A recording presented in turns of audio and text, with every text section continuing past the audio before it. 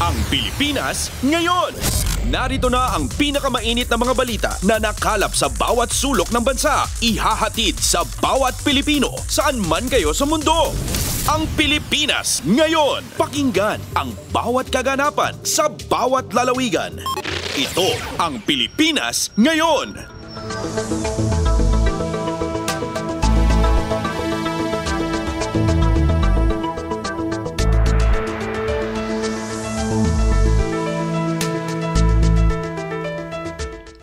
Magandang araw po sa ating mga tagapakinig. Welcome po ulit sa ating programang Ang Pilipinas Ngayon. Ito po ang inyong lingkod, Steph Vicente. Samahan niyo po ako sa kabuuan ng ating palatuntunan.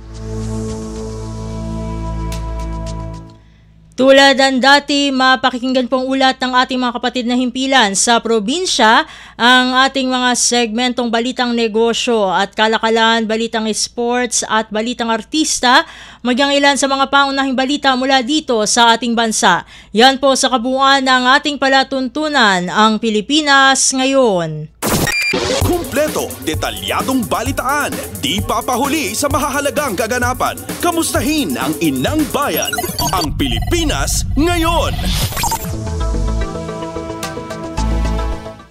Bago tayo magtungo sa ating balitaan, ay makikibalita muna tayo mula sa ating sandatahang lakas at kung ano-ano ang kanilang mga hakbang na ginagawa upang matulungan ang ating mga kababayan, lalong-lalo na sa Cebu, upang makabangon mula doon sa nangyaring magnitude 6.9 na lindol doon. At ating pong makakasama sa ating palatuntunan ang tagapagsalita ng Armed Forces of the Philippines, walang iba kundi si Colonel Francel Margareth Padilla.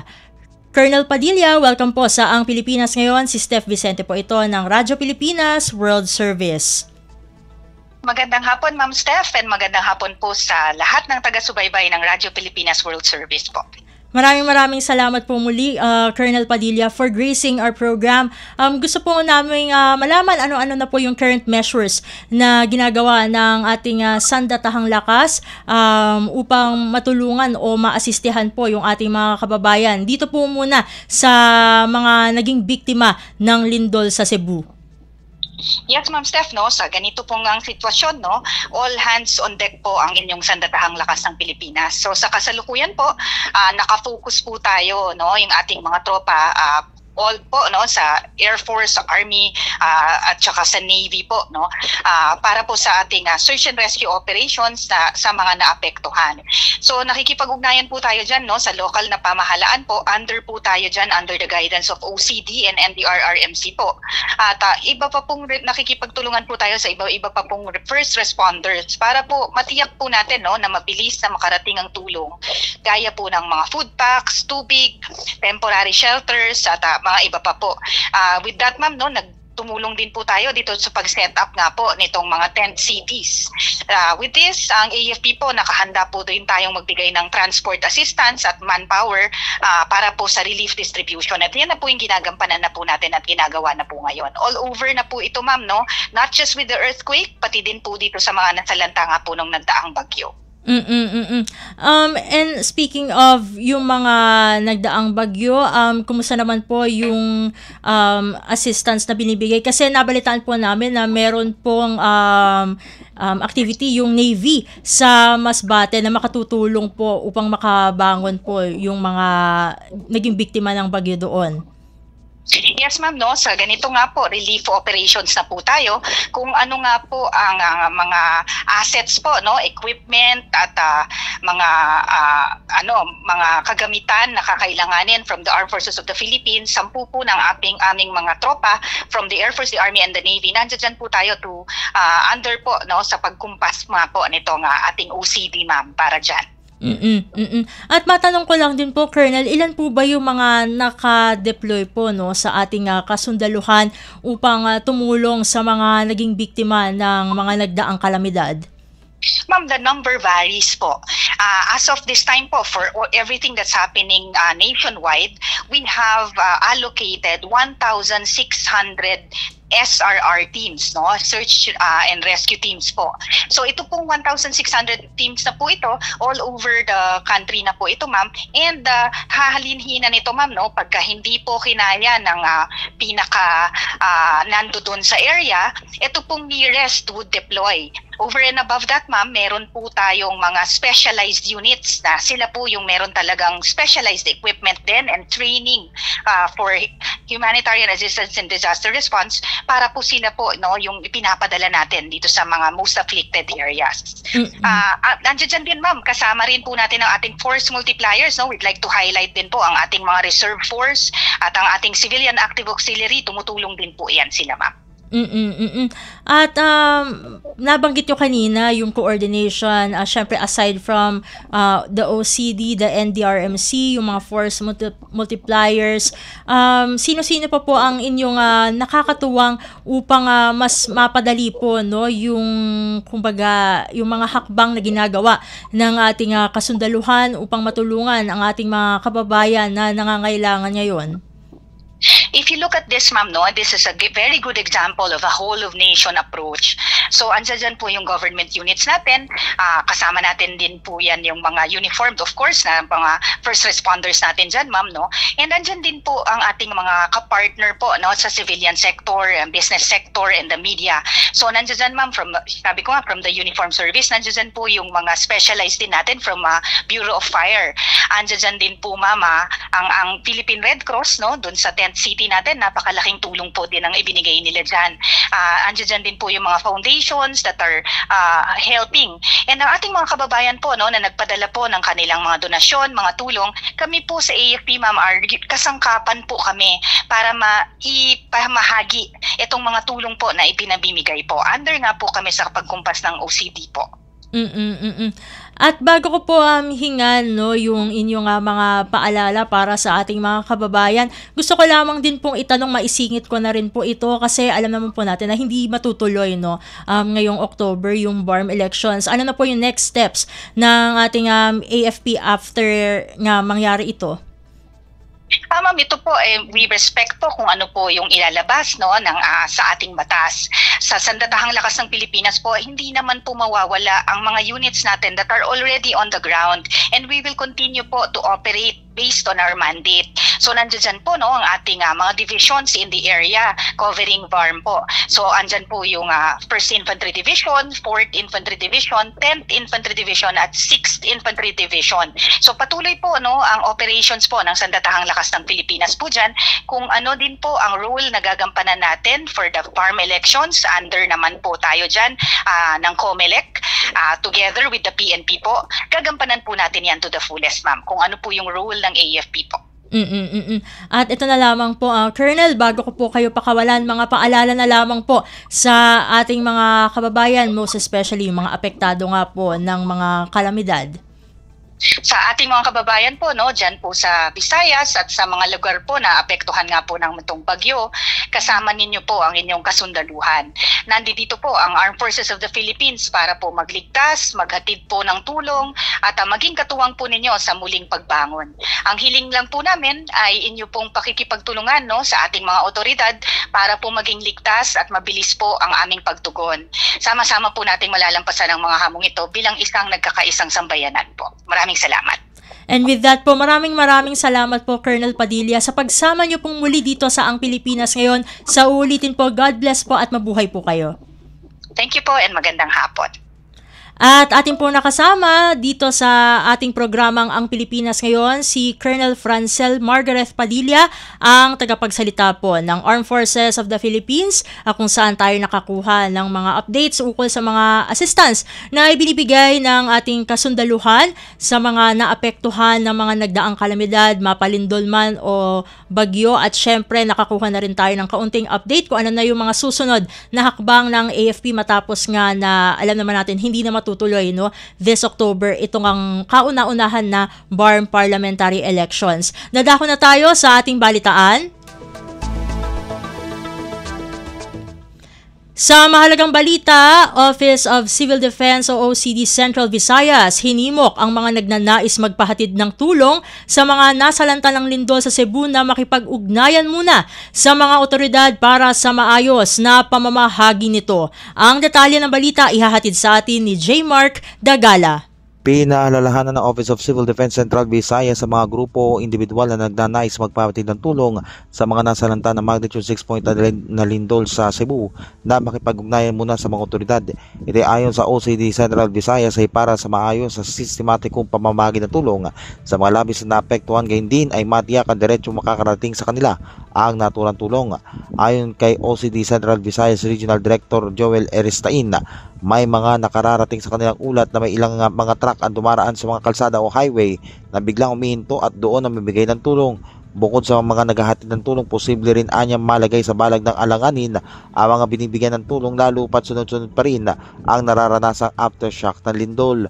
Dahil dito, mas makabubuti munang makipag-ugnayan sa incident management team ang sinumang grupo o individual na nais magpahatid ng tulong para sa mabilis at maayos na koordinasyon. Para sa Bagong Pilipinas, si Mark Tagala, Radyo Pilipinas, Radyo Publiko. Pasada ng mga balita mula sa Pilipinas para sa mga Pilipino saan man sa mundo. Ang Pilipinas ngayon. Samantala, Department of Energy o DOE puspusa na ang pagbabalik ng supply ng kuryente sa ilan pang mga lugar na tinamaan ng bagyo at lindol. Narito si AJ Ignacio para sa balita. Puspusan na ang Department of Energy sa pagbabalik ng supply ng kuryente sa mga lugar na hindi pa naibabalik ang supply matapos tamaan ng mga nagdaang bagyo at lindol sa bansa. Ayon kay Energy Undersecretary Mario Marasigan na nagtungo na sila sa Cebu at Masbate at ilang pang mga probinsya sa bansa para magsagawa ng assessment sa patuloy na power restoration sa mga nasabing mga lalawigan at bayan. Batay sa kanilang pinakahuling monitoring, nasa 6 na electric cooperatives pa ang patuloy nila minomonitor hinggil sa restoration ng supply doon. Kaugnay nito, nasa 98% na ang bilang ng mga bayan ang napailawan ng muli sa kanilang mga tahanan matapos ang nangyaring kalamidad. Sa uli naman, muling siniguro ng DOE na patuloy ang kanilang doble kayod upang maisaayos na ang supply ng kuryente sa mga lugar na naapektuhan ng lindol at bagyo. Mula rito sa Department of Energy, para sa Bagong Pilipinas, AJ Ignacio, Radyo Pilipinas, Radyo Publiko. Kumpleto, detalyadong balitaan, di papahuli sa mahahalagang kaganapan. Kamustahin ang inang bayan, ang Pilipinas ngayon. Sa iba pang mga balita, uumpisahan ng Department of Public Works and Highways o DPWH ngayong Lunes ang rehabilitasyon ng mga napinsalang gusali at infrastruktura sa Cebu matapos ang magnitude 6.9 na lindol. Sinabi ni DPWH Secretary Vince Dizon na umaabot na sa 2.5 billion pesos ang halaga ng naging danyos sa mga daanan at mga tulay. Aniya, wala pa rito ang buwang halaga ng mga napinsalang mga eskwelahan at ospital sa lalawigan, kaya posible pang tumaas ang halaga ng mga danyos na maitatala sa mga susunod na araw. Ayon naman sa National Disaster Risk Reduction and Management Council o NDRMC, umabot sa 713 na mga infrastruktura ang napinsala sa Central Visayas, maliban pa ito sa higit 18,000 mga kabahayan sa rehiyon. Pasada ng mga balita mula sa Pilipinas para sa mga Pilipino saan man sa mundo. Ang Pilipinas ngayon. Sa iba pang mga ulat, DSWD Mobile Kitchen tuloy-tuloy na nag-iikot sa Cebu. Ang kabuang ulat ihahatid sa atin ni Mary Ann Bastasa. Habang nagpapatuloy ang pamamahagi ng family food packs, tuloy-tuloy ring nag-iikot sa Cebu ang DSWD Mobile Kitchen para magatid ng libre, mainit at masustansyang pagkain sa mga pamilyang naapektuhan ng 6.9 magnitude na lindol. Sa ngayon, may 3 lugar na iniikutan ng mobile kitchen na naghahain ng pagkain sa mga evacuee. Kabilang dito ang New Market sa Poblacion San Remigio, Daan Bantayan at sa Bogo, Tent City. Meron itong libreng almusal tuwing alas 6 ng umaga hanggang alas 8 ng umaga tanghalian mula alas 11 ng umaga hanggang 1 ng hapon at hapunan ng alas 5 ng hapon hanggang alas 7 ng gabi. Target ng DSWD na ihatid ang mobile kitchen hanggang katapusan ng Oktubre na iikot rin maging sa Medellin. Patuloy na nananatili ang DSWD sa ground para tiyakin na may makakain at may kalinga ang mga pamilyang nasa lanta ng lindol sa Cebu. Mula sa DSWD para sa Bagong Pilipinas, Meron Basta sa Radyo Pilipinas, Radyo Publiko. Kumpleto, detalyadong balitaan, di papahuli sa mahahalagang kaganapan. Kamustahin ang inang bayan, ang Pilipinas ngayon. Sa iba pang mga balita, Pope Leo XIV nakiramay at ipinagdasal ang mga biktima ng lindol sa Cebu. Ang detalye ng balita ihahatid sa atin ni Lawrence Tanhoco.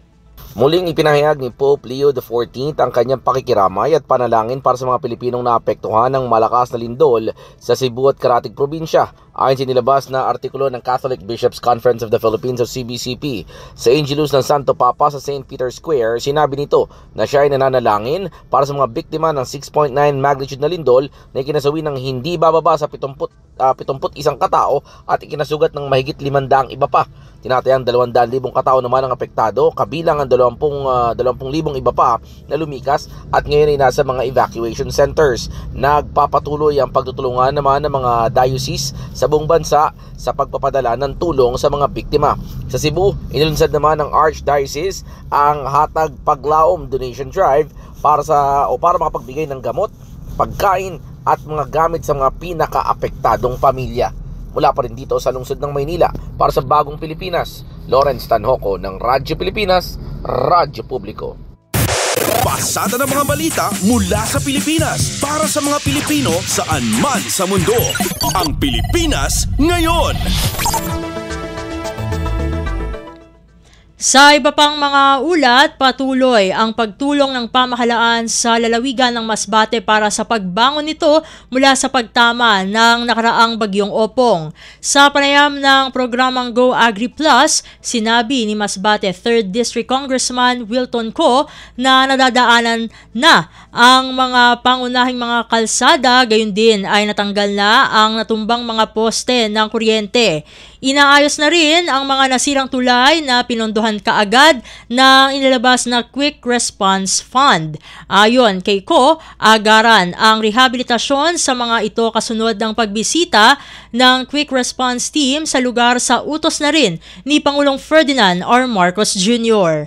Papasalamat muna ako sa presidente natin, si President Bongbong Marcos Jr. dahil isipin nyo 140,000 food packs kagad ang pinadala sa buong Masbate para sa mga kababayan natin, and then ni-request kagad yung DOE care of Secretary Sharon Garin na maparating kagad yung mga lineman para maayos, and then Dole, lahat po ng ni-request namin, actually sa DA din yung mga tulong para sa mga farmers natin, and yung 20 pesos na bigas ng presidente para at least maibsan man lang yung gastos sa mga pang-araw-araw na kailangan ng mga tao, dinala rin sa Masbate.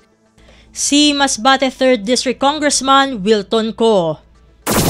Kumpleto, detalyadong balitaan, di papahuli sa mahahalagang kaganapan. Kamustahin ang inang bayan, ang Pilipinas ngayon. Samantala, sinabi ni Masbate 3rd District Congressman Wilton Co na apektado ang karamihan sa mga magsasaka lalo na't buwan ng Oktubre ang anihan ng mga ito. Dumapaan niya ang halos lahat ng kanilang mga pananim na palay. Dagdag niya, pati na rin ang mga mangingisda ay nagkasira-sira ang kanilang mga bangka. Sinabi ni Ko na nangako si Pangulong Ferdinand R. Marcos Jr. para sa pagtulong para makaahon ang mga ito. Halos nawasak pa rin yung ibang mga bangka nila, and then nung kausap namin nga si Presidente, and then si Presidente na mismo nagsabi, una, bibigyan muna halos lahat ng apektado ng ECT, yung Emergency Cash Transfer ng DSWD, bibigyan sila, and then iba pa yung ibibigay naman nung Department of Agriculture para sa mga apektuhan na crops and yung mga bangka na apektuhan din. Si Masbate 3rd District Congressman Wilton Co. Pasada ng mga balita mula sa Pilipinas para sa mga Pilipino saan man sa mundo. Ang Pilipinas ngayon. Sa iba pang mga balita, pagsasampa ng kaso sa mga dawit sa maanumalyang flood control projects, hindi dapat gawing mabilisan ayon kay Pangulong Ferdinand R. Marcos Jr. Ang kabuong ulat ihatid sa atin ni Alvin Baltazar. Binigyan din ni Pangulong Ferdinand R. Marcos Jr. na hindi dapat daanin sa paspasan ng paghahabla laban sa mga individual na may kinalaman sa katiwalian sa mga proyekto ng flood control. Tanong ng Pangulo sa teaser ng kanyang podcast, ano ang mangyayari kapag minadali ang pagsasampa ng asunto? Dapat, sabi ng punong ekutibo, na masigurong malakas ang asuntong isasampa sa pamamagitan ng matitibay na mga ebidensya na magdidiin sa mga inaakusahan. Hindi anya uubrang gawing pilit ang paghahay ng legal na reklamo at baka mauwi lang sa pagkatalo ang mga kasong isasampa. Kumbinsido ang Pangulo, marami sa mga nadadawit sa nasabing anomalya ay hindi inosente sa irregularidad pero kailangang maging matibay ang mga katunayang magdidiin sa kanila at magpapatunay na sila ay may kinalaman sa flood control mess. Pakinggan natin si Pangulong Ferdinand R. Marcos Jr. Anong mangyayari? Minadali natin. Hindi kompletong ebidensya natin. Malabo yung ebidensya natin. Pero pinilit natin. Natalo yung kaso. Can you imagine? Mula sa Palasyo na Malacanang para sa Bagong Pilipinas, Alvin Baltazar, Radyo Pilipinas, Radyo Publiko. Kumpleto, detalyadong balitaan, di papahuli sa mahahalagang kaganapan. Kamustahin ang inang bayan, ang Pilipinas ngayon. Samantala, iginiit ni Pangulong Ferdinand R. Marcos Jr. na kailangang tiyakin ng gobyerno na mahigpit ang kaso laban sa mga pinaghihinalaang sangkot sa korupsyon. Pahayag ito ng Pangulo sa isang teaser ng kanyang podcast. Binanggit niya na dapat may matibay na ebidensya para malagot ang mga guilty. Ang pahayag ni Pangulong Marcos ay kasabay ng patuloy na investigasyon ng Independent Infrastructure o ng Independent Commission for Infrastructure o ICI sa mga anomalya sa flood control at iba pang infrastructure projects. Iginiit ni Pangulong Marcos na dapat sundin ng gobyerno ang batas sa paghabol sa mga corrupt officials upang maging lehitimo ang pananagutan. You must have a very strong case. Look, anong mangyayari? Minadali natin. Hindi kompletong ebidensya natin. Malabo yung ebidensya natin. Pero pinilit natin. Natalo yung kaso. Can you imagine? I know. I think that will be much, much, much worse. We have to follow the law. Otherwise, whatever we do is not legitimate. And we have to be very, very clear that we go after the guilty. Si Pangulong Ferdinand R. Marcos Jr. Pasada ng mga balita mula sa Pilipinas para sa mga Pilipino saan man sa mundo. Ang Pilipinas ngayon. Sa iba pang mga balita, Senate President Pro Tempore Ping Lacson magbibitiw bilang Blue Ribbon Committee Chairman. Ang detalye ng balita ihahatid sa atin ni Nympha Asuncion. Magbibitiw na bilang chairman ng Senate Blue Ribbon Committee si Senate President Pro Tempore Ping Lacson matapos magpahayag ang ilang mga kasamahan niya sa Senado ng pag-aalinlangan sa kanyang pamumuno, partikular sa investigasyon ng komite sa kontrobersiya ng flood control project. Ayon kay Lacson, dahil ang chairperson ng komite ay inihahalal ng mga kapwa niya senador, nagsisilbi sila base sa kagustuhan ng mga kasamahan niya sa mataas sa kapulungan. At dahil nga ilang senador ang nagpahayag na ng pagkadismaya sa paraan niya ng paghawak ng Senate inquiry, ay naisip niyang panahon ng magbitiw bilang BRC chair at ipaubaya na sa ibang senador ang pamumuno sa komite. Ginit pa ng Senate President Pro Tempore, walang kahit anong batikos mula sa mga misinformed citizen o partisan sector sa makakapigil sa kanya sa pamumuno sa pagdinig. Pero ibang usapan anya kung ang mga kapwa niya senador ang nagpahayag ng kanilang saloobin. Tiniyak naman ni Lacson na ipagpapatuloy niya pa rin ang paglaban sa korupsyon at maling paggamit ng pondo ng bayan. Sa ngayon ay inihahanda na niya ni Lacson ang kanyang resignation letter at maaaring ihayag niya ito sa plenaryo oras na magpatuloy na ang kanilang sesyon. Nang matanong naman tungkol dito, sinabi ni Senate President Vicente Soto III na mag-uusap muna sila ni Lacson. Nakatakdang magkaroon muli ang Senado ng sesyon sa October 10 para bigyang daan ang mga committee hearings ng panukalang budget ng iba't ibang ahensya ng gobyerno. Mula Senado para sa Bagong Pilipinas, Nympha Asuncion, Radyo Pilipinas, Radyo Publiko.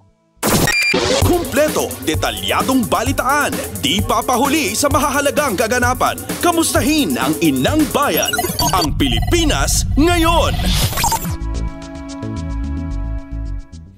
Samantala, pagbibitiw ni Senador Ping Lacson bilang Blue Ribbon Committee Chair, malaking pagkawala sa laban kontra korupsyon ayon sa isang Bicol lawmaker. Ang kawang-ulat ihahati naman sa atin ni Kathleen Forbes. Ipinahayag ni Bicol Saro Party List Representative Terry Redon na malaking kawalan sa investigasyon sa korupsyon sa flood control projects ang pagbibitiw ni Senate President Pro Tempore Ping Lacson bilang chair ng Senate Blue Ribbon Committee. Ayon kay Redon, sa ilalim ng pamumuno ni Lacson, lumabas ang pinakamahalagang testimonya at ebidensya kaugnay sa bilyon-bilyong pisong anomalya sa flood control funds. Binanggit niya ang magkakasunod na pag-amin ni Henry Alcantara at Roberto Bernardo sa Senado na nagpapatibay sa mga nauna ng revelasyon ni Bryce Hernandez at JP Mendoza sa Kamara. Anya, mga pagdinig ng Blue Ribbon Committee ay naglantad ng sabuhatan ng mga kontraktor, opisyal ng DPWH, ilang mambabatas at maging mga opisyal na ehekutibo sa paggamit ng pondo ng bayan. Nanawagan naman si Redon na ipagpatuloy ng Independent Commission for Infrastructure ang mas malawak, bukas at walang takot na investigasyon upang mapanagot ang lahat ng sangkot. Binigyan din niya na hindi dapat huminto ang kampanya para sa pananagutan sa kabila ng pagbibitiw ni Lacson. Tiwala naman si Redon na ipagpapatuloy ni Lacson ang kanyang advokasya laban sa korupsyon sa anumang kapasidad sa hinaharap. Para sa Bagong Pilipinas, Kathleen Forbes, Radyo Pilipinas, Radyo Publiko. Pasada ng mga balita mula sa Pilipinas para sa mga Pilipino saan man sa mundo. Ang Pilipinas Ngayon.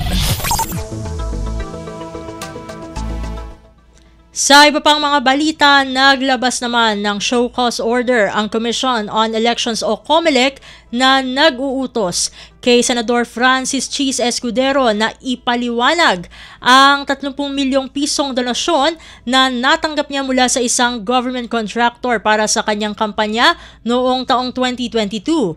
Kinumpirma ni COMELEC Chairperson George Erwin Garcia na naihatid na ang utos kay Escudero. Nakasaad sa show cause order na kailangang humarap sa pagdinig ng Political Finance and Affairs Department ng Paul Body sa Oktubre 13 si Escudero. Ngunit sinabi ni Garcia na maaaring personal na magpakita ang senador o magsumite ng affidavit sa pamamagitan ng abogado. Kumpleto, detalyadong balitaan, di papahuli sa mahahalagang kaganapan. Kamustahin ang inang bayan, ang Pilipinas Ngayon. Samantala, ligtas na nakauwi sa bansa ang 10 seafarers na kabilang sa mga crew ng isang cargo ship na inatake ng hindi pa nakikilalang grupo sa bahagi ng Gulf of Aden.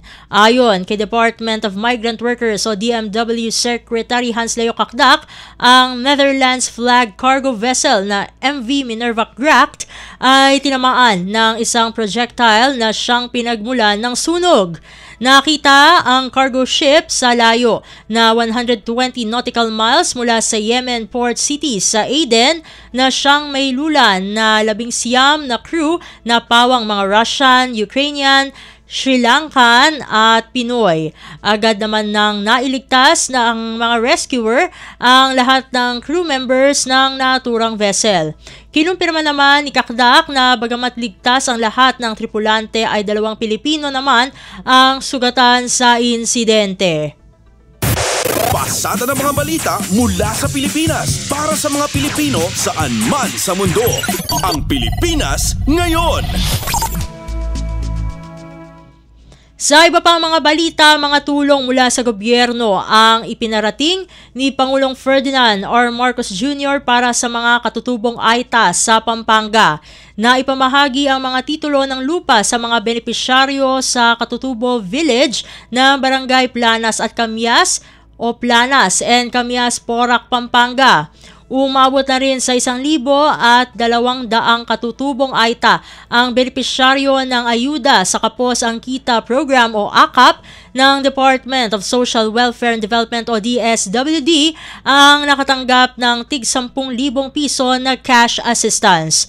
Higit pa sa agarang pamahagi, sinabi ng punong ehekutibo na ang inisyatiba na ito ay bahagi ng ay bahagi ng patuloy na pagsisikap na mapabuti ang kabuhayan at bigyan ng pagkakataon na umangat ang ekonomiya sa mga kanayunan. Kayo'y nagsasaka, hindi po kayo nagpapakain lamang ng sarili ninyo at saka ng pamilya ninyo. Yung sinasaka ninyo, yung tinatanim ninyo, yung inaani ninyo ay kasama po yan sa pagpakain ng lahat ng mga Pilipino. Marami na po ng mga traktor, mga harvester na gano'n. Ngunit kahit papano, hindi talaga mawawala yung kalabaw sa pagsasaka natin. Ngunit hindi lang po ito po ay bahagi lamang ng aming mas mahabaang programa. Patuloy po kung ano yung pangangailangan po na makakapagpaganda. Magbadala ng kaunting ginhawa at hindi nyo na inaalala kung paano nyo pinapakain ang inyong pamilya. Si Pangulong Ferdinand R. Marcos Jr. Pasada ng mga balita mula sa Pilipinas para sa mga Pilipino saan man sa mundo. Ang Pilipinas Ngayon. At iyan ang mga maiinit na balita para sa araw na ito. Samantala, ating antabayanan ang mga ulat mula sa ating mga kapatid na himpilan sa probinsya para sa bugso ng ating regional news. Magbabalik ang ating programang Ang Pilipinas Ngayon makalipas ang ilang paalala. Garantisadong solusyon at aksyon ang handog sa iyo ng bagong Pilipinas Presidential Action Center. Sundin lang ang mga sumusunod para makakuha ng appointment. Para sa wala pang eGov.ph app account, panoorin ang video para malaman kung paano gumawa ng account. Kung meron ng account sa eGov.ph app, mag-login dito. Saka hanapin ang online registration tab para sa bagong Pilipinas Presidential Action Center. Pindutin ito para makita ang available na government services. Piliin ang serbisyo na iyong kailangan mula sa listahan. I-upload ang requirements ng serbisyong kailangan mo. Pumili ng petsa at oras kung kailan nais pumunta sa bagong Pilipinas Presidential Action Center. I-submit na ang iyong application at bigyan ng pagkakataon na ma-review ang iyong isinumiting requirements. Hintayin ang QR code para sa kumpirmasyon ng iyong schedule. Makakatanggap ka ng text message para malaman kung naaprubahan ito. Sakaling hindi ito maaprubahan, makakatanggap ka rin ng text message para ipaalam ang kulang na requirements sa kasubukang mag-register ulit. Kung nakatanggap na ng kumpirmasyon, maaari nang pumunta sa bagong Pilipinas Presidential Action Center sa napiling schedule, dala ang QR code at ang mga isinumiting requirements. Huwag kalimutang dumating sa itinakdang araw at oras ng iyong appointment. Pinapaalala rin na siguruhing may kumpirmadong schedule bago pumunta sa bagong Pilipinas Presidential Action Center para maiwasang magpabalik-balik. Simple at user-friendly ang pagpapa-appointment dito, kaya wag nang mangamba dahil sa bagong Pilipinas Presidential Action Center, tulong ay abot kamay na. Itinuloy na po natin ang zero balance billing. Libre po.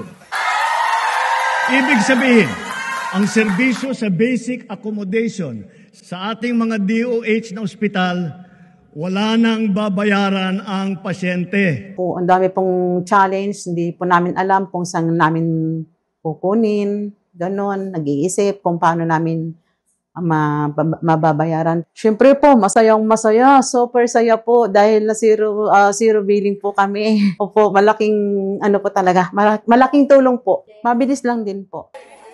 Bayad na ang bill ninyo. Uulitin ko, wala nang kailangan bayaran ng pasyente basta sa DOH Hospital dahil bayad na po ang bill ninyo. Naiyak ako kasi sobrang saya. Maraming salamat po, Mr. President Bongbong Marcos Jr. Hindi kami nagkamali ng taong ihinalal.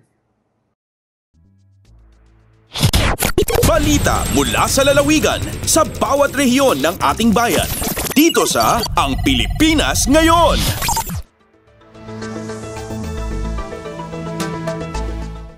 Nagbabalik na po ang ating programang Ang Pilipinas Ngayon at narito na po ang bugso ng ating mga regional news. Dumako muna tayo sa rehiyon ng Luzon, apektado ng Bagyong Paulo sa Region 2, umakyat pa sa mahigit 23,000 individuals. Narito ang buong balita na ihahatid sa atin ni April Racho mula sa Tugigaraw. Gimatupay ti bilang dagiti pamilya manipod Rehiyon 2 na apektaran iti panaglabas ti Bagyo Apaulo. Sigun iti kaudyan na datos ti Cagayan Valley Regional Disaster Risk Reduction and Management Council, dumanon iti nasurok 7,600 na pamilya abukbuklan, dagiti nasurok 23,300 nga individual dagiti naapektaran ang naggapu kadagiti 433 a barangay. Ngan nga ni 75% ti datos ket naggapu Isabela nga isut nagdisuwan ti bagyo. Adumano ni tinasurok 5,500 na pamilya wenno nasurok 16,800 nga individual. Sumarsaruno ti Quirino, Nueva Vizcaya ken Cagayan. Aging ka iti agdama agtultuloy ti panang monitor ti DSWD iti sitwasyon dagiti apektado. Babaen iti koordinasyon kadagiti LGU tapno insigida a maipaay dagiti kang runaan a masapol dagitoy. Imuna na kinunan ni Regional Director Lucia Alan nga umdas dagiti relief supplies para kadagiti maapektaran ti Didigra iti masakupanda. Manipod syudad ti Tuguegarao daytoy ni April sa Lucon Racho para iti Radyo Pilipinas World Service. Balita mula sa lalawigan sa bawat rehiyon ng ating bayan. Dito sa Ang Pilipinas Ngayon. Inyo pong napakinggan ang ulat ni April Racho mula sa Tuguegarao. Dakoy naman natin ang Baguio City. Land Development Activity ipinatigil ng lokal na pamahalaan ng La Trinidad Benguet. Ang kabuang ulat ihahatid naman sa atin ni Jong Munar. Nangiulog nila Trinidad Benguet Mayor Roderick Awigan iti executive order nga mangipasardeng ti anyaman nga development activity kan kwaring Sajay Sitio Dreamland ken Piripin Bato Barangay Pico. Babaeng tinasaw nga executive order na bilin nagiti Office of the Building Official, Municipal Engineering Office, Municipal Planning and Development Office, Municipal Environment and Natural Resources, Philippine National Police ken nagiti concerned barangay officials tapno implementar iti naso nga pamilin.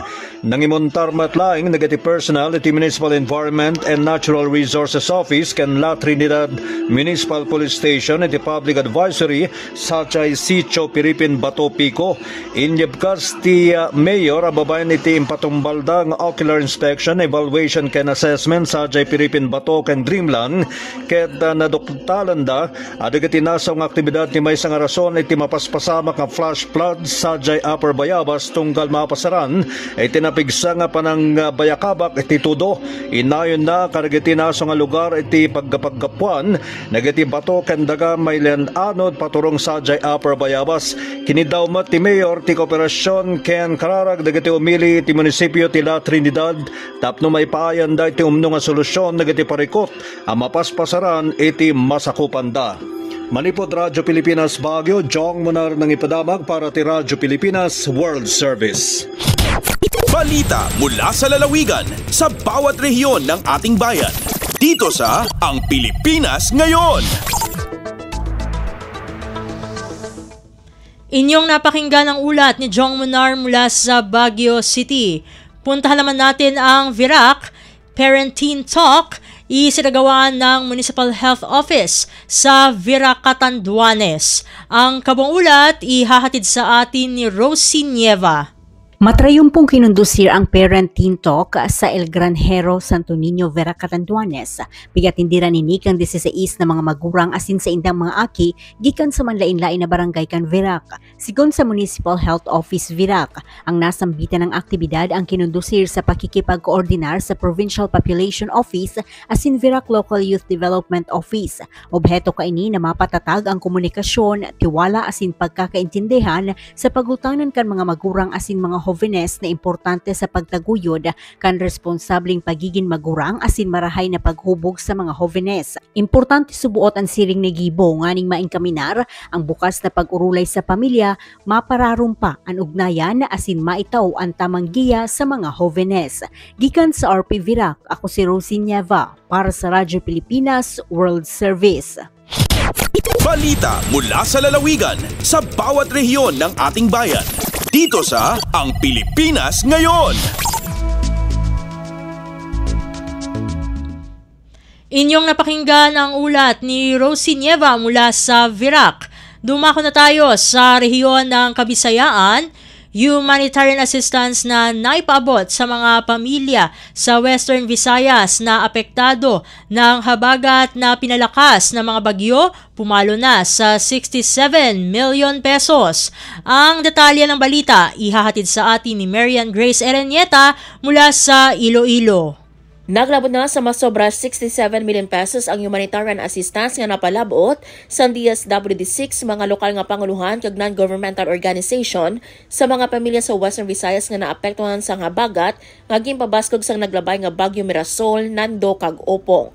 Sandig sa Dromic Report sa DSWD6, yara na sa 67,928,984 pesos ang kabilugan nga assistance nga napalabot kag masobra sa 64 million pesos diri ang ginpalabot sa DSWD6. Lakip sa ginhatag sa mga apektado nga pamilya ang family food packs, non-food items kag ready-to-eat food.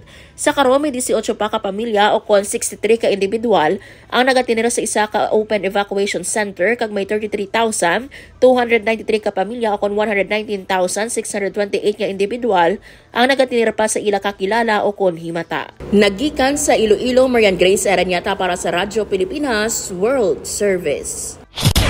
Balita mula sa lalawigan sa bawat rehiyon ng ating bayan. Dito sa Ang Pilipinas Ngayon. Inyong napakinggan ang ulat ni Marian Grace Erenieta mula sa Iloilo. Puntahan naman natin ang rehiyon ng Mindanao.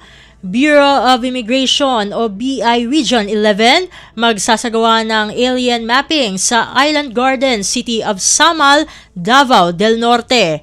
Narito ang kabuang ulat ni Maymay Benedicto mula sa Davao. Magpahigayon ng alien mapping ang Bureau of Immigration kon BI Davao Region sa Island Garden City of Samal sa Davao del Norte sa bulan sa Oktubre. Sa pagkikinabangay sa lokal nga panggamhanan sa Samal, ipahigayon ang maong aktibidad sa October 27 hangtod 29 sa New Public Market, New City Hall Compound sa Samal. Sa pahayag sa BI Davao, gibutyag ang tumong sa mapping nga magbaton og official inventory o census sa mga foreigners nga kasamtangang nagapuyo sa syudad. Busa na nawagan ang ahensya sa tanang foreign nationals nga moapil sa maong mapping arong masiguro ang ilang compliance sa immigration policies ug regulations ug arong makabaton og proper documentation. Gikan Davao City, Maymay Benedicto para sa Radyo Pilipinas World Service. Balita mula sa lalawigan sa bawat rehiyon ng ating bayan. Dito sa Ang Pilipinas Ngayon. Inyong napakinggan ang ulat ni Maymay Benedicto mula sa Davao. Dadako naman tayo sa Butuan.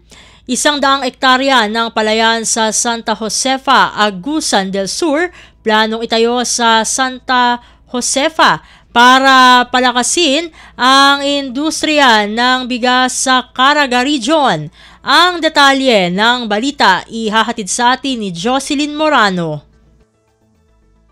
Sa tinguha nga ma-develop og maayo ang rice industry sa lungsod sa Santa Josefa, Agusan del Sur, nagkasinabot sila Municipal Mayor Richard Plaza ug Department of Agriculture Caraga Regional Executive Director Arlan Mangelen para pakusgan ang pipila ka mga estratehiya. Usa sa gilaraw mo ang pag-establish sa usa ka 100-hectare farm model para masustini ang supply sa dekalidad nga bugas. Diin suportahan kini pinaagi sa DA Caraga Rice Program. Gihingos ni RD Mangelen ang kamahinungdanon sa pagpalig-on dungan sa pag-organisa sa mga mag-uuma para mahugpong isip kooperatiba. Sumala pa nga ang kooperatiba sa mga mag-uuma maoy magsilbing ka-partner sa pag-consolidate sa supply ug pagsiguro sa tukmang presyo atol sa harvest season. Samtang apil na hisgutan ang mahitungod sa Kadiwa Financial Grant Program ilawom sa Agribusiness and Marketing Assistance Division para mamahimong kabahin ani nga inisyatiba alang sa dugang oportunidad ngadto sa mga mag-uma nga maoy nagunang makapahimulos sa proyekto. Gikan sa RP Butuan, kini si Jocelyn Morano para sa Radyo Pilipinas World Service. Balita mula sa lalawigan sa bawat rehiyon ng ating bayan. Dito sa Ang Pilipinas Ngayon. Inyong napakinggan ang ulat ni Jocelyn Morano mula sa Butuan. Dumako naman tayo sa Marawi.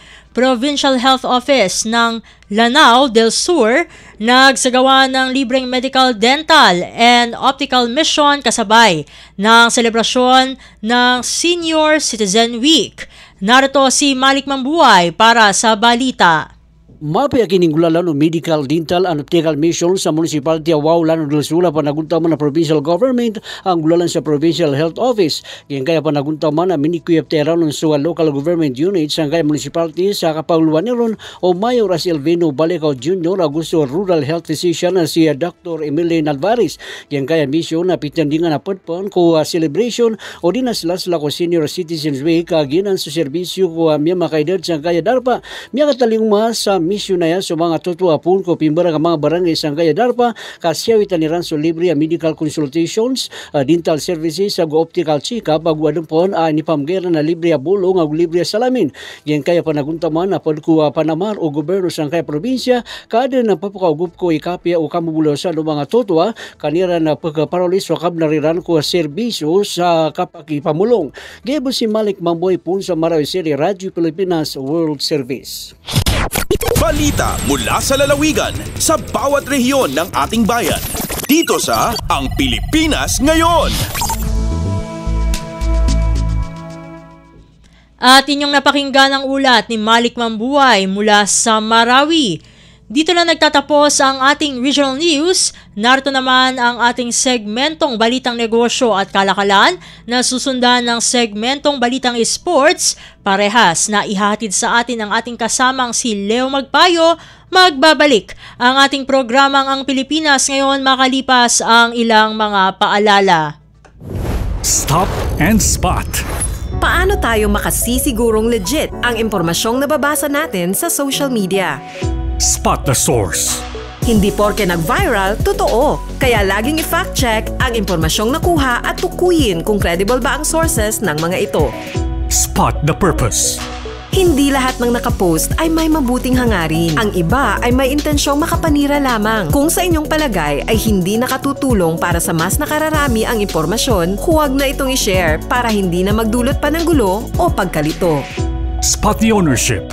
Legit o edit? I-double check kung totoong nanggaling sa mga legit news providers ang impormasyon dahil baka edited lamang ito ng kung sino para magpakalat ng fake news. I-check muna ang kanilang mga official social media platforms para makasiguro. Spot the time. Updated ka nga ba? O baka outdated na yung balitang na-share mo? Siguraduhin na tingnan mabuti rin ang month, day at year ng impormasyong inyong binabasa upang hindi maging sharer ng mga lumang balita. Let's be part of the solution. We can be warriors against disinformation and misinformation. Maging mapanuri sa lahat ng oras. A message from Presidential Communications Office, Department of Education, Commission on Higher Education, DILG, DSWD, Presidential Broadcast Service at Radyo Pilipinas.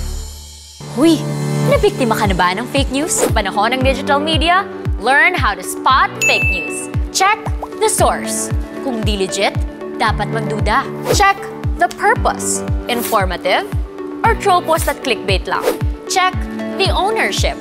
Mapagkakatiwalaan ba ang pinagkukuhanan nito? Check the time and date. Baka naman outdated na yung news na yan, ha? SPOT. Together, let's spot fake news. Tiyakin ang katotohanan, fake news ay labanan. A friendly message from PCO, DepEd, CHED, DSWD, DILG, PBS at Radyo Pilipinas. Lagay ng ekonomiya, kalakalan, negosyo at iba pa. Atin ang alamin dito sa Ang Pilipinas Ngayon.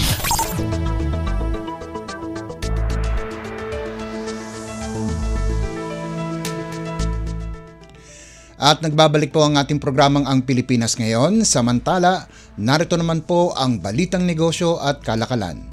Inanunsyo ng Social Security System o SSS na maaari nang mag-apply ng calamity loan ang mga miyembro na apektado ng malakas na lindol sa Cebu.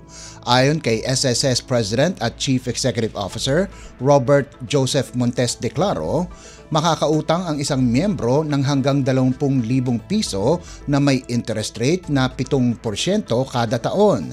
Anya, maaari nilang gamitin ang My SSS account sa kanilang pag-apply ng calamity loan. Kwalipikado sa loan program ang mga miyembrong nakatira o nagtatrabaho sa mga lugar na isinailalim sa state of calamity.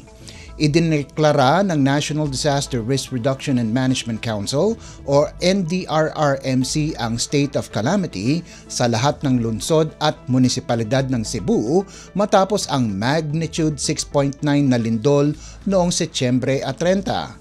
Samantala, maaari ring makapag-apply sa Calamity Loan Program ang mga miyembrong sinalanta ng mga nagdaang bagyo na Mirasol, Nando, Opong at Habagat.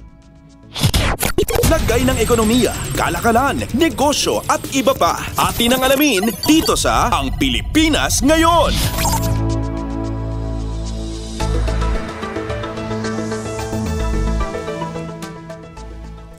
Nagpahayag ng kahandaan ang India sa pamamagitan ng Export-Import Bank of India o India EXIM na makipagtulungan sa mga bansa gaya ng Pilipinas upang higit pang mapalakas ang Micro, Small and Medium Enterprises o MSMEs. Sa kanilang bansa, matagal nang ipinatutupad ng India EXIM ang mga programa tulad ng export financing at trade facilitation na nakatulong sa paglago ng kanilang MSMEs. Katulad nito, ang Pilipinas ay may mga institusyong gaya ng PhilExim o TIDCorp at PhilGuarantee na nagbibigay ng suporta sa mga exporter at lokal na negosyo. Ayon sa India, bukas silang magbahagi ng kaalaman at mga estratehiya upang gawing mas matatag at competitive ang mga MSME ng kapwa bansa. Dagdag pa rito, kumpirmado na patuloy ang komunikasyon ng India EXIM sa mga katapat na ahensya sa Pilipinas. Nakatakda ring magkaroon ng isang forum ngayong taon upang talakayin ang mga posibleng partnership at mga konkretong hakbang tungo sa mas inklusibong pag-unlad ng sektor ng MSMEs. Lagay ng ekonomiya, kalakalan, negosyo at iba pa. Atin ang alamin dito sa Ang Pilipinas Ngayon.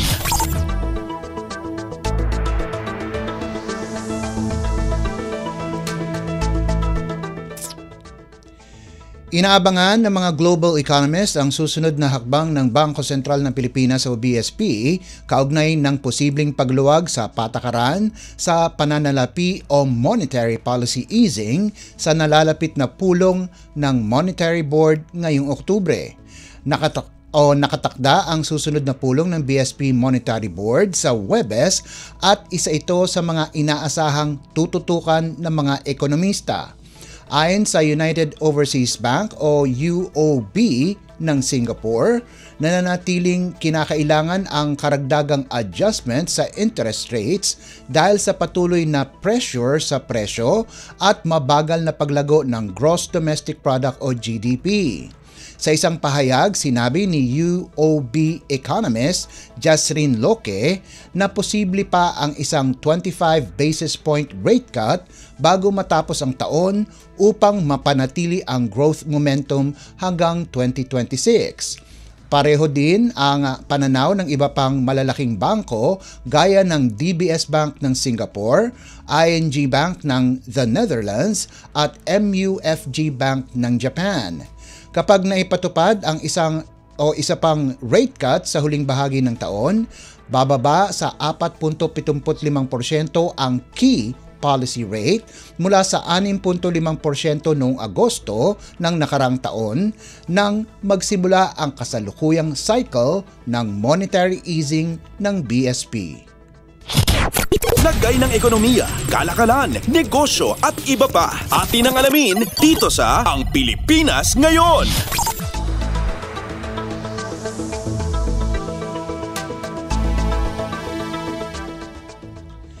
Magkakaroon muli ng pagtaas sa presyo ng produktong petrolyo ngayong linggo. Ayon sa mga kumpanya ng langis, ang presyo ng gasolina ay tataas ng 20 sentimo kada litro, habang ang presyo ng diesel ay inaasahang madaragdagan ng 80 sentimo kada litro. May aumento naman din na 20 sentimo kada litro ang presyo ng kerosene. Ipinaliwanag ni Jetty Petroleum President Leo Bellas na malaki ang ibinawas ng presyo ng krudo nitong nakalipas na linggo dahil sa pag-alala na magkakaroon ng oversupply mula sa produksyon ng Organization of the Petroleum Exporting Countries at iba pang bansa na nagmimina ng lingis o OPEC+. Dagdag ni Bellas na ang posibilidad ng paggalaw ng presyo ng krudo ngayong linggo ay dahil na din sa paghina ng piso kontra dolyar. Nitong nakarang linggo, umabot sa 58 piso ang kada dolyar. Inaasahan na sa araw ng Martes ay ipatutupad ang taas singil sa presyo ng mga produktong petrolyo. Lagay ng ekonomiya, kalakalan, negosyo at iba pa. Atin ang alamin dito sa Ang Pilipinas Ngayon.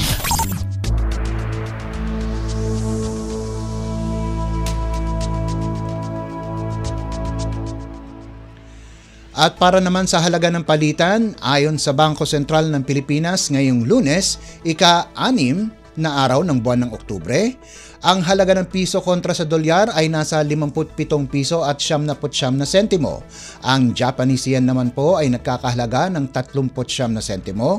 Ang Singaporean dollar ay nasa 44 piso at 75 sentimo. 4 na sentimo naman ang won ng South Korea at nagkakahalaga ng 8 piso at 14 sentimo ang isang yuan ng China. Sa iba pang palitan, ang Hong Kong dollar ay nagkakahalaga ng 7 piso at 45 sentimo. Ang British pound naman ay katumbas ng 77 piso at 79 na sentimo.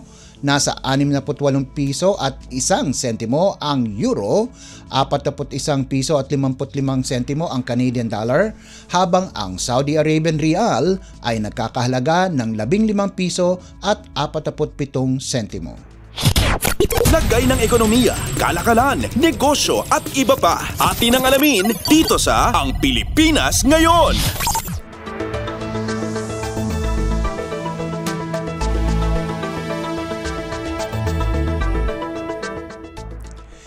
At yan po ang ating balitang negosyo at kalakalan. Samantala, antabayanan nyo naman po ang ating segmentong Sports Balita.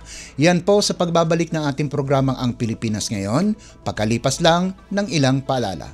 Mas pinadali na ang government transactions sa tulong ng eGovPH Super App. Pwedeng-pwede mo nang magawa ang lahat ng ito. I-download ang eGov app sa iyong smartphone o tablet mula sa App Store o Google Play Store. Pagkatapos, ilagay ang iyong mobile number at i-authenticate gamit ang one-time PIN o OTP para marehistro ang iyong account. Saka ilagay ang iyong mga pangunahing impormasyon at kumpletuhin ang facial recognition technology para sa verifikasyon ng iyong pagkakakilanlan. Para sa mas mabilis at mas maayos na serbisyong panggobyerno, gamitin na ang eGovPH Super App.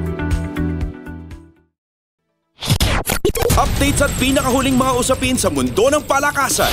Atin ang pakinggan dito sa Ang Pilipinas Ngayon.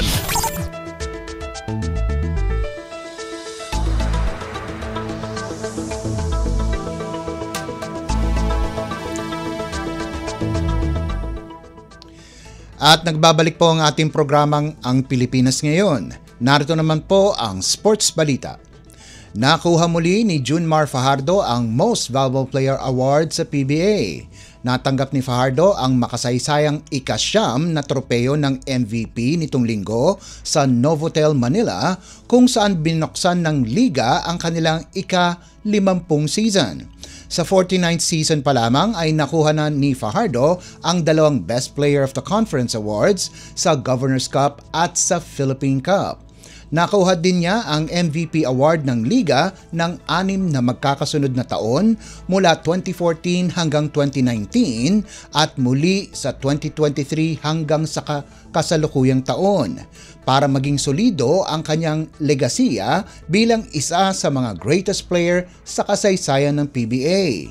Bukod sa MVP award, narito ang listahan ng iba pang awardees ng 2025 PBA Leo Awards. Para sa First Mythical Team, kabilang sina Junmar Fajardo ng San Miguel, Arvin Tolentino ng Northport, Calvin Oftana ng TNT, CJ Perez ng San Miguel at Robert Bullock ng NLEX.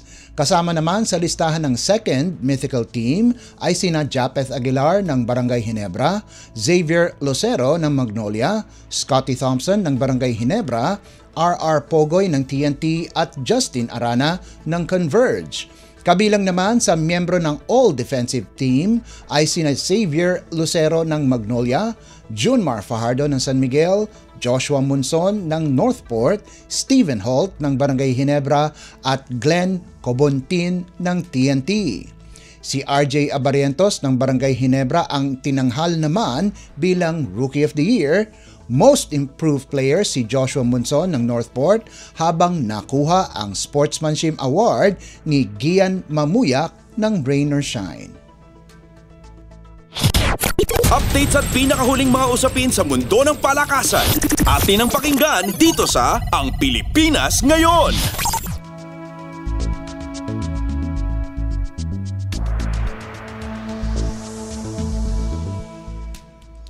Samantala, pagkatapos ng opening at awarding ceremony, nag-toast naman ang koponan ng Magnolia at Barangay Ginebra sa tinaguriang Manila Clasico.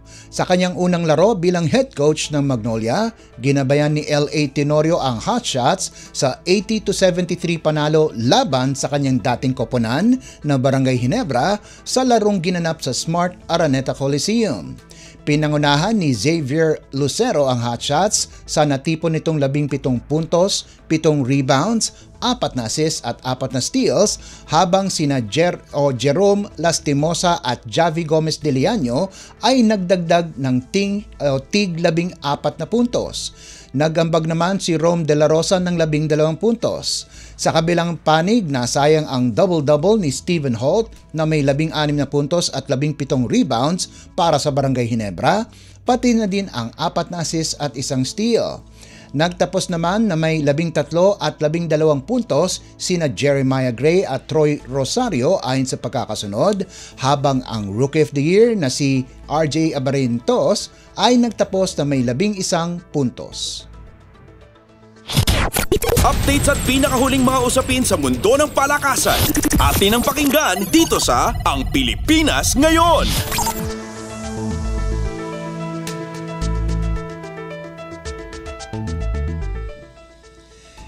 Nakagawa na naman ng kasaysayan si Filipina tennis star Alex Ayala kung saan inabot niya ang kanyang panibagong career high ranking na world number 54 sa World Tennis Association o WTA. Ang pagtaas ni Ayala sa rankings ay dahil sa kanyang impresibong performance sa Asia. Binuksan ng 20 anyos na si Ayala ang kanyang kampanya sa Jingshan Open bago matalo sa semifinals laban kay Lulu San 6-3, 4-6 at 2-6. Kasunod ang quarterfinal finish sa Zhuzhou Open kung saan nakuha ni Ayala ang mahigpit na 3 set na panalo kontra Katarzyna Kawa ng Poland bago matalo kay Victoria Golubic ng Switzerland 6-2, 2-6 at 6-7. Sumabak naman si Ayala sa Wuhan Open kung saan lumaban siya sa qualifying rounds bilang 5th seed. Nakatapat niya si Moyuka Ochijima ng Japan na ranked world number 92 sa isang dikit na laban kung saan natalo sa huli si Ayala 4-6, 6-3 at 2-6. Susunod, tutungo naman si Ayala sa Osaka para lumahok sa Japan Open. Updates at pinakahuling mga usapin sa mundo ng palakasan. Atin ang pakinggan dito sa Ang Pilipinas Ngayon.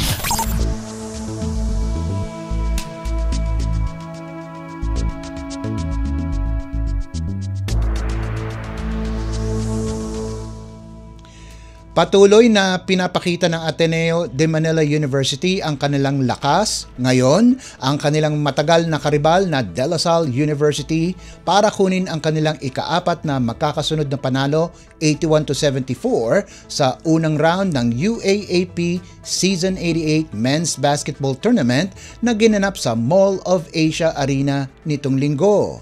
Sa huli, tanging ang Blue Eagles na lamang ang nananatiling walang talo sa team standings na may 4-0 record, habang ang Green Archers ay dumulas sa 2-2 baraha. Salitan sina Dom Escobar, Kimani Ladi at Sean Tuano sa pangunguna sa Ateneo, para magtapos na may tig 15 puntos bawat isa at ipakita ang kanilang pagkadomina sa Lasal. Huling nanalo ang Blue Eagles kontra Green Archers ay noon pang Oktubre taong 2023 sa score na 77-72. Pinangunahan naman ni Lasal big man Mike Phillips ang lahat ng scorers na nakagawa ng double-double na may 17 puntos at 20 rebounds. Nagdagdag si Kian Baclaan ng 13 markers habang naka-10 puntos si Jacob Cortez. Sa kabilang banda, nagtapos si Mason Amos ng may 6 na puntos, 2 rebounds at 1 assist sa kanyang unang pagtatapat sa kanyang dating koponan sa UAAP simula nang lumipat ito sa Lasal. Updates at pinakahuling mga usapin sa mundo ng palakasan. Atin ang pakinggan dito sa Ang Pilipinas Ngayon.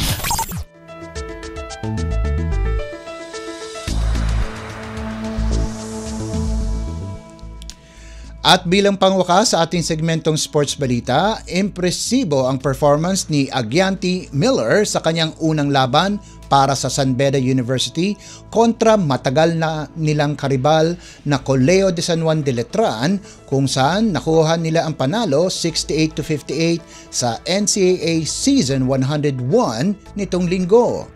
Nagliyab ang Filipino-American High Flyers sa third quarter bago tinapos ng iba pang Red Lions ang kanilang misyon para sa 2-0 panimula sa Group B kahit hindi nakapaglaro sina veterans Yukian Andrada na may shoulder strain at RC Kalimag na may back spasms.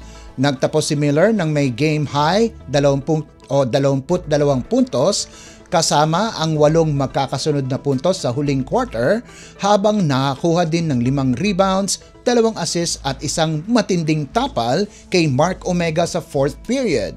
Dahil sa talo, dumulas ang Knights sa 0-2 baraha kasunod ng kanilang nakakagulat na pagkatalo sa mga nakababatang Jose Rizal University team noong Biyernes.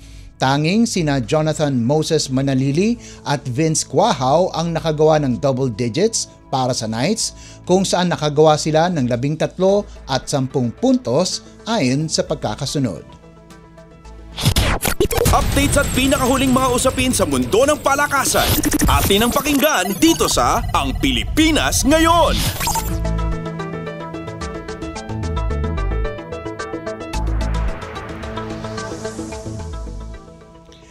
At yan ang pinakahuling balita sa larangan ng palakasan. Ito po si Leo Magpayo.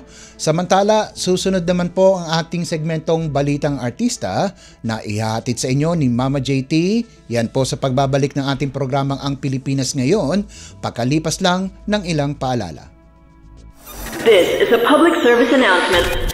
Maging handa sa oras ng sakuna. Para sa iyo at sa iyong pamilya, laging siguruhin. Go Bag ay nakahanda at naglalaman ng mga sumusunod. Ilang pirasong damit, ready-to-eat na pagkain at inuming aabot ng 3 araw. Personal na gamit para sa inyong hygiene. First aid kit kabilang ang alcohol, bandages, gamot sa lagnat, ubo at sipon, pati na rin ang inyong vitamins at maintenance medicines. Maglagay ng pito, flashlight, lighter o posporo.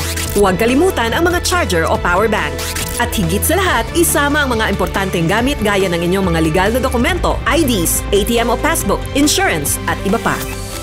This is a public service announcement. Public service announcement from PBS, Presidential Broadcast Service, and Radyo Pilipinas.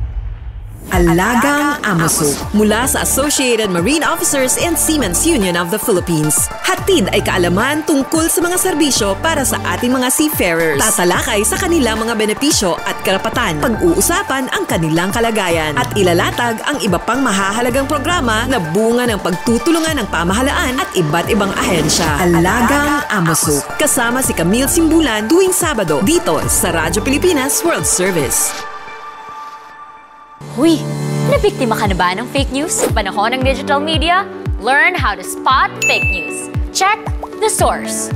Kung di legit, dapat magduda. Check the purpose. Informative or troll post at clickbait lang.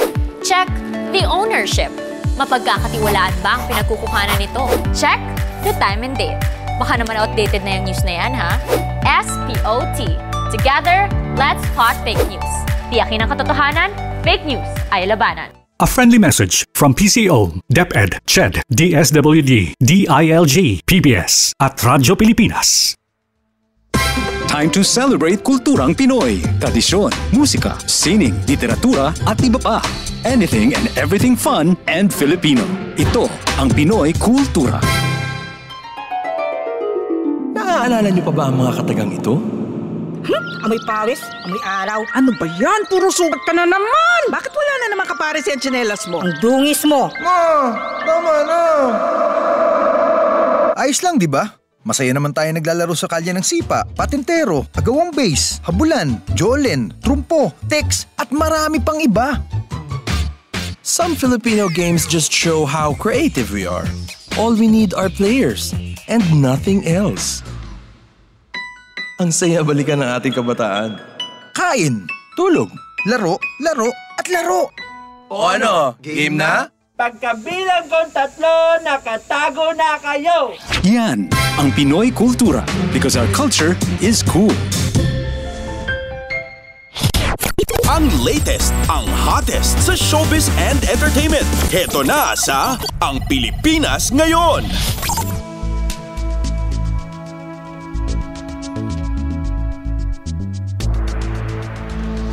Muli pong nagbabalik ang programang Ang Pilipinas Ngayon. At halo, magandang araw sa ating mga chismoso at chismosang nag-aabang ng mga trending na balita sa mundo ng showbiz. Ito na ang radyada ng ating mga chika. Muling bumida ang galing ng mga Pilipino o Filipino talent sa 2025 Asian Academy Creative Awards o AACA. Parehong nag-uwi ng Best Actor Awards itong sina Dennis Trillo at Piolo Pascual. Si Dennis ang itinanghal na Best Actor in a leading role para sa pagganap sa pelikulang Green Bones, samantalang si Piolo ang Best Actor din in a supporting role naman sa pelikulang The Kingdom. Kinilala rin si Jodie Santa Maria bilang Best Actress in a leading role para sa seryeng Untold. Nagwagi naman si Dimples Romana bilang Best Actress in a supporting role para naman sa pelikulang The Caretakers. Nag-uwi rin ng tropeyo ang Saving Grace ng actress na si Julia Montes bilang Best Adaptation of an Existing Format Scripted category. Kabilang pa sa mga nanalo sina Dingdong Dantes na nakuha ang Best Entertainment Host Award, si Gretchen Ho naman bilang Best Factual Presenter at sina Ricky Lee at Ange Atienza para sa Best Screenplay para sa pelikulang Green Bones. Samantala, nagwagi naman ang iba't ibang mga Filipino program sa iba't ibang kategorya. Kasama na ang Incognito na nakuha ang Best Drama Series at Pepito Manaloto The Story Continues bilang Best Comedy Program. At lahat ng national winners na yan ay maglalaban-laban sa grand awarding ceremony ng 2025 Asian Academy Creative Awards na gaganapin sa Singapore sa Disyembre 3 at 4. Ang latest, ang hottest sa showbiz and entertainment. Heto na sa Ang Pilipinas Ngayon.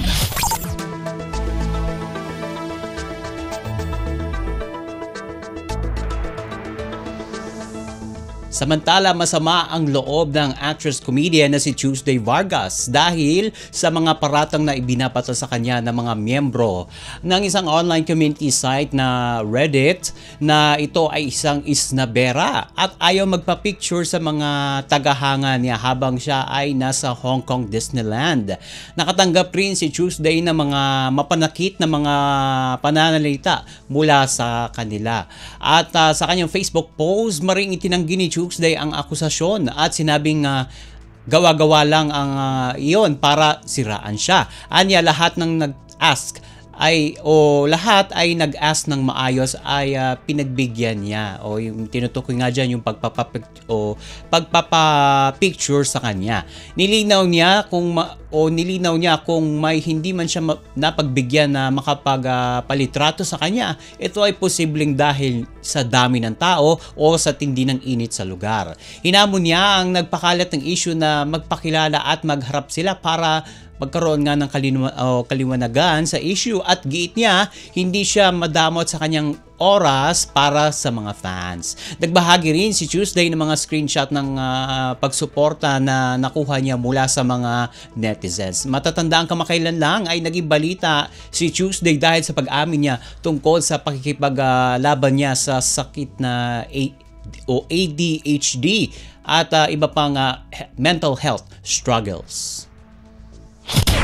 Ang latest, ang hottest sa showbiz and entertainment. Heto na sa Ang Pilipinas Ngayon. Ibinahagi ng kapamilya actress na si Angelica Panganiban ang kanyang postpartum journey noong isinilang niya ang anak nila ni Greg Homan na si Amila Sabine. Inilarawan ni Angelica na matindi ang kanyang pinagdaanan na tinawag niyang isang emotional journey. Nilinaw naman niya na hindi raw ito depression, kundi matinding anxiety lamang kung saan pakiramdam niya marami siyang hindi na-accomplish at gusto na lang niyang sumigaw o mapag-isa. Dahil dito ay umabot si Angelica sa punto na nagiging possessive ito sa kanyang anak. Ayaw ipahawak ni Angelica ang kanyang anak sa iba kasama o maging ang kanyang lola nito ay kanya ring pinagbabawalang hawakan. Nagkukwento si Angelica na umaalis na lang siya at pumapasok sa kwarto kapag dumadalaw ang mga lola ni Amila dahil sa nararamdaman niyang kabaliwan daw. At ipiniwanag ni Angelica na ang pagiging possessive niya ay marahil dahil isa nga daw siyang adopted child at hindi niya naranasan ang pagkakaroon ng kadugo o noong bata pa lamang ito. Kaya si Amila na kanyang dugot laman ay tinuturing niya na pinakaunang na posibleng dahilan ng matindi niyang pagkapit at pagiging possessive. Ang latest, ang hottest sa showbiz and entertainment. Heto na sa Ang Pilipinas Ngayon. OMG, wala na tayong sapat na oras para sa ating balitang artista. Maraming salamat mga ka-chismis sa pakikinig sa aking mga chika for today. Ako po si Mama JT para sa Radyo Pilipinas World Service. Nagbabalik na po si Steph Vicente. Ang latest, ang hottest sa showbiz and entertainment. Heto na sa Ang Pilipinas Ngayon.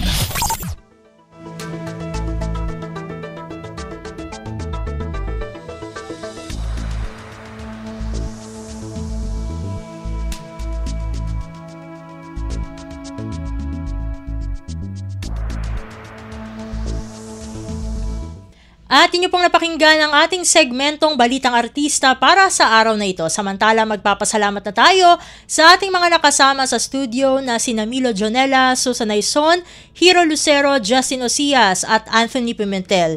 Pinasasalamatan din natin ang ating executive producer para sa araw na ito na si Jerome Toledo.